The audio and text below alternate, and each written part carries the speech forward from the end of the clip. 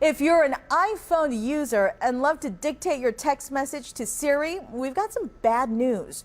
Privacy experts say you need to be concerned. It seems your personal assistant stores your commands and keeps them for years. Gray Hall explains what your options are in tonight's 12 on Your Side alert. Siri, that's me. If you have Siri, you probably thought it was pretty cool. Just ask your phone a question or give it a command and Siri goes to work. Siri, where's the closest Harris Teeter? What you may not know, though, is that Siri collects that data and stores it for 2 years. University of Richmond law professor Jim Gibson says that if you use Siri, there's not much you can do to change that. I think if you don't like it, the answer is not to use Siri.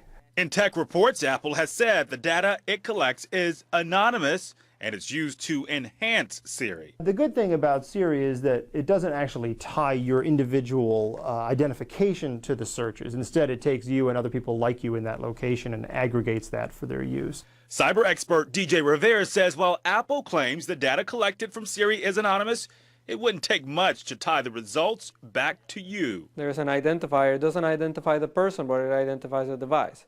And obviously, if you use Apple services, you have provided your information. I reached out to Apple about why Siri collects your information. The company declined comment, so I tried the next best thing. I asked Siri.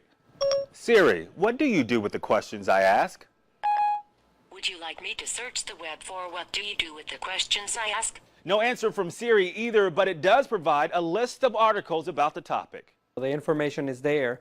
It is a question of whether someone, whether it's law enforcement or just another person, will try to eventually get that information out of Apple. Rivera says consumers shouldn't be too surprised. He says keep in mind, when you became an Apple customer, you signed a privacy policy explaining how the company collects and uses your information. And everybody just goes through it and says agree. So, I mean, the only one thing that you need to know is that whatever you do through the internet, someone else somewhere has the ability to monitor it.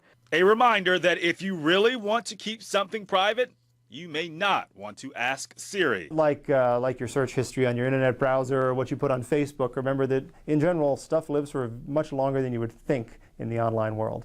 On Your Side, Gray Hall, NBC 12 News. And keep in mind, you can disable Siri. You can find that information in your settings option. And once you turn off Siri, Apple's privacy policy says it will delete user data and any recent voice input data. To read more about Siri's ability to collect your data, look for this story on NBC12.com under Your Side Alerts.